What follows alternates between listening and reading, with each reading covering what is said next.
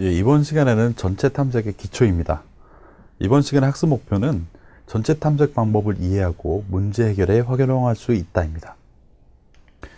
전체 탐색법은 문제를 해결하기 위해 모든 경우를 탐색해보는 가장 간단한 방법이라고 할 수 있습니다. 문제에 따라 적당한 시간 내에 해결할 수 있다면 가장 간단한 문제 해결 방법인데, 모든 문제 해결의 기초가 되는 가장 기초적인 설계법이라고도 할 수 있습니다. 하지만 탐색해야 할 경우의 수가 너무 많다면 제한 시간 내에 해결할 수 없다는 단점이 있습니다. 하지만 이러한 전체 탐색의 과정과 방법을 변형시켜서 보다 효율적으로 만드는 다양한 응용들이 있고, 탐색해야 될 경우들을 효과적으로 배제해 나가면서 계산량을 줄일 수 있는 다양한 방법들이 존재합니다. 전체 탐색 방법은 선형, 비선형 구조의 탐색을 기반으로 문제를 해결하는 가장 기본적인 방법입니다. 선형 구조의 전체 탐색법은 반복 실행 구조를 이용해 간단히 구현할 수 있는데, 1차원 구조뿐만 아니라 2차원 이상의 다차원 구조에 대해서도 선형 구조로 간주하여 탐색할 수 있습니다. 비선형 구조의 전체 탐색의 가장 간단한 방법은 제기함수를 이용한 백트래킹이고, 백트래킹은 문제 해결에 가장 자주 활용되는 기본적인 방법입니다. 자, 이러한 방법들은 모든 경우를 다 탐색한다는 의미에서 매우 중요합니다. 자, 그럼 문제를 통해서 실제로 살펴보도록 하겠습니다. 약수의 합이라는 문제입니다. 한정수 n을 입력받아서 n의 모든 약수의 합을 구하는 프로그램을 작성하시오. 예를 들어서 10의 약수는 1, 2, 5, 10이므로 이들 값의 합인 18이 10의 약수의 합이 됩니다. 첫 번째 줄에 정수 n이 입력되고 출력은 n의 약수의 합을 출력하면 됩니다. 자, 입력이 10이 들어왔을 때 1, 2, 5, 10이기 때문에 모든 합은 18이 됩니다. 자, 이 문제는 어떤 수학적인 정리나 그런 것들을 이용해서 해결할 수도 있는 문제지만, 모든 가능한 경우를 모두 뒤지는, 모두 탐색하는 전체 탐색 방법을 이용해서도 충분히 해결할 수 있는 문제입니다. 특히 데이터의 입력 범위가 작을 때에는 비교적 효과적인 방법이라고 할 수도 있습니다.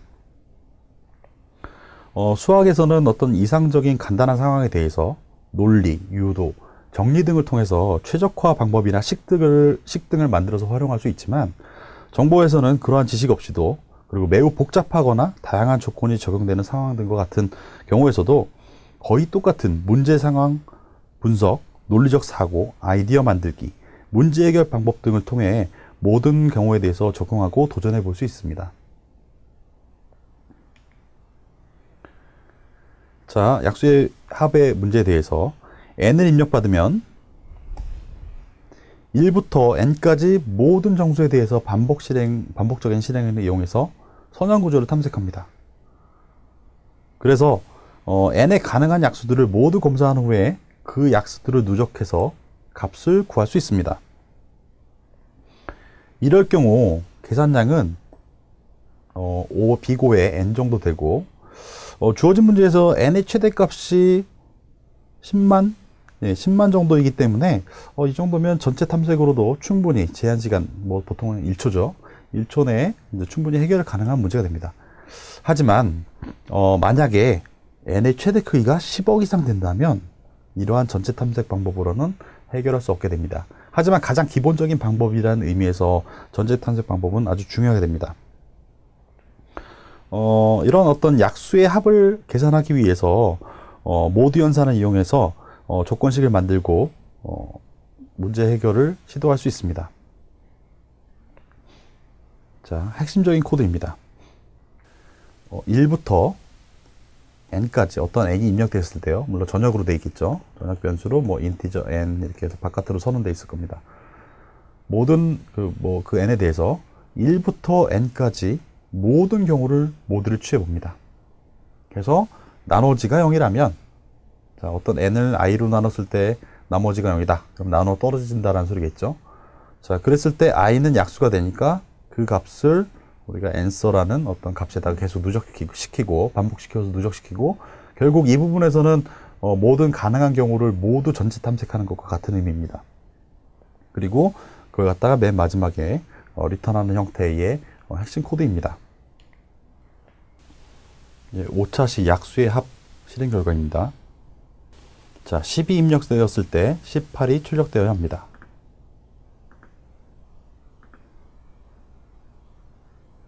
예, 정상적으로 정확하게 18이 출력됨을 확인할 수 있습니다. 자, 그러면 가장 간단한 형태의 이제 전체 탐색 방법을 살펴보았습니다.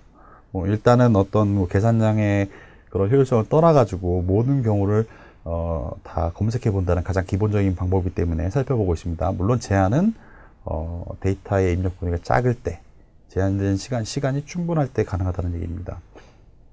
자, 그럼 다음 문제를 통해서 또 한번 살펴보도록 하겠습니다. 최대값이라는 문제가 있습니다. 그림과 같이 9 곱하기 9의 격자판에 쓰여진 81개의 자연수가 있습니다. 이들 중 최대값을 찾고 그 최대값이 몇 행, 몇 열에 위치한 수인지 구하는 프로그램을 작성하시오. 자, 예를 들어서 그림과 같이 81개의 수가 주어질 경우에는 이들 중 최대값은 90이고 5행 7열에 위치합니다.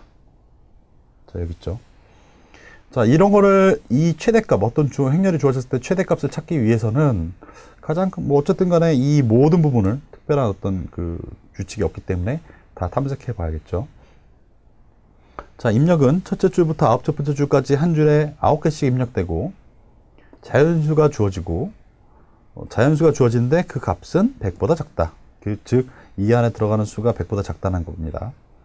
자, 출력되어야 될 값은 첫째 줄에 그 중에서 가장 큰 최대값을 출력하고 그리고 둘째 줄에는 그 최대값이 위치한 행번호와 열번호를 빈칸을 두고 차례로 출력해야 됩니다. 그리고 최대값이 만약에 2개 이상이다. 같은 값이 뭐 두 군데 있을 수 있겠죠. 그랬을 때는 그 중에 한 곳의 위치를 출력하면 되는 문제입니다. 그래서 방금 9 곱하기 9의 상황이 이렇게 주어졌을 때 그때 최대값을 찾고 어쩔 수 없이 이제 다 탐색을 해봐야 될 거예요. 다 탐색을 해본 다음에 찾으면 그 값과 그 위치 5행 7열이다. 뭐 여기가 이제 글꼴 때문에 이제 틀어졌죠. 5행 7열이다. 이렇게 찾아내야 되는 문제입니다. 자, 이 문제는 일단 뭐 2차원 구조를 선형으로 모두 탐색하면 아주 쉽게 해결할 수 있는 문제긴 합니다. 자, 물론 여기서는 이제 여러 가지 방법들이 있긴 한데요. 이렇게 이제 2차원 배열 구조를 탐색할 때, 자, 행우선 탐색기 있고 열우선 탐색이 있습니다. 행우선 탐색은 먼저 줄을 고르고 하나, 둘, 셋, 넷 이렇게 탐색하고 그 다음 줄을 고르고 하나, 둘, 셋, 넷 그 다음 줄 하나, 둘, 셋, 넷 이렇게 행번호를 먼저 움직이면서 순서대로 열번호로 움직여가는 방법이고요. 자, 열우선 탐색을 한다고 치면 어떻게 하느냐? 먼저 고르고 자, 하나, 둘, 셋, 넷, 다섯 이렇게 체크해 가고요. 그 다음 열을 고르고 하나, 둘, 셋, 넷, 다섯. 자, 이렇게 열부터 선택한 후에 그 다음에 행에 들어있는 것들을 순서대로 찾아가는 방법입니다. 뭐 어떻게 이제 구현하기는 이제 자기 편리하기 나름이고요. 자, 근데 아까 주어졌던 그 최대값을 찾기 위해서 뭐 이제 처음에 시작해야 되는데 어떤 값이 최대값이 될지 모릅니다. 그렇기 때문에 가장 큰 값을 찾기 위해서 전체 탐색을 시작하기 전에 가장 작은 값을 가장 큰 값이라고 만들어 두는 것이 가장 중요합니다. 자, 이때 여러 가지들을 사용할 수 있지만 인티저형의 최대값은 16진수 형태로 표현하면 0x7ffff고요. 이거의 형태는 뭐 1, 하나, 둘, 셋, 넷, 하나, 둘, 셋, 넷 하고 쭈루루루루루루 이렇게 모두 1이 채워진 형태입니다. 자, 그 값이 2, 1, 4, 7, 4, 8, 3, 6, 4, 7, 21억 뭐 이렇게 되고요. 최소값은 맨 앞이 1로 시작되고 0, 0, 0, 0, 0, 0, 0 해가도 모두 다 0으로 채워진 경우고 자, 이럴 경우가 마이너스 2, 1, 4, 7, 4, 8, 3, 6, 4, 8이 됩니다. 자, 이거는 이제 어떤 의미냐면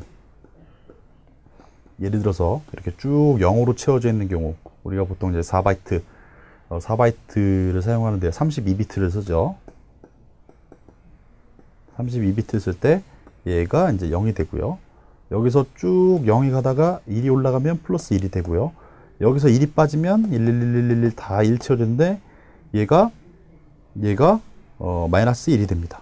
이렇게 쭉 내려가다 보면 마지막에 어떤 값이 나오는데 1에다가 0 이렇게 다 채워지게 됩니다. 자, 이게 여기가 이제 인티저형의 최소값이 되는 겁니다. 자, 그게 이러한 형태로 표현이 되는 겁니다. 자, 어쨌든 간에 최대값을 찾기 위해서 가능한 가장값이 작은 값이 가장 큰 값이라고 만들어 두고 시작하는 것이 중요합니다. 자, 그러면 핵심 코드를 살펴보도록 하겠습니다. 자, 일반적인 방법에서 이제 아까 행우선처럼 보면 우리가 이제 C의 이제 2차원 배열에 있을 때 뭐 예를 들어서 뭐 A라는 배열에 I번째, J번째 이렇게 돼 있을 때 우리가 이렇게 이 C에서는 이제 행우선 방법으로 순서대로 확인하고 이런 방법들을 많이 씁니다. 자, 그러한 방법을 갖다가 표현한 것입니다. 여기 보면 I를 0부터 9까지 I를 먼저 잡고 그 다음에 J를 0부터 9까지 움직이면서 현재까지 알고 있는 값보다 그 안에 들어있는 값이 큰가를 살펴봅니다. 만약에 그렇다고 한다면 그 들어있는 값을 현재 알고 있는 최대값으로 갱신을 하고요. 그 다음에 그거의 위치를 max ij 이런 식으로 해서 체크를 해 놓는 이유가 됩니다. 물론 플러스 1 플러스 1 쓴 거는 이제 인덱스, C에서의 인덱스가 0부터 시작되는데 만약에 뭐 1부터 시작하는 경우로 이제 바꿀 때 이제 하나씩 더하는 의미가 되겠죠. 그렇게 구현한 것입니다. 예, 오차시 최대값 첫 번째입니다. 보기와 같이 입력되었을 때 최대값인 90과 그 좌표인 5,7이 출력되어야 합니다. 예, 그림과 같이 90과 57이 정확하게 출력되었습니다. 자, 물론 이전 단계에서 순서대로 읽어가면서 찾을 수도 있지만 약간의 이제 아이디어를 쓴다라고 한다면 입력된 데이터를 찾는 것이 아니라 데이터를 입력하는 것과 동시에 알고 있는 것과 비교하는 방법이 있습니다. 이렇게 하는 방법도 있는데, 자, 여기 보시면 이제 처음에 IJ 하면서 계속 입력을 받습니다. 자, 입력을 받으면서 현재 알고 있는 것보다 크다 라고 한다면 자연스럽게 그걸 갖다 먼저 체크해 두는 방법이죠. 자, 이렇게 하게 되면 입력과 동시에 바로 원하는 결과값과 좌표를 바로 출력할 수 있게 됩니다. 예, 오차시 최대값 두 번째입니다. 예, 그러면 입력하면서 최대값을 바로 찾는 프로그램의 예시를 보도록 하겠습니다. 마찬가지로 보기와 같은 입력이 주어졌을 때 90과 57이 정확히 출력되어야 합니다.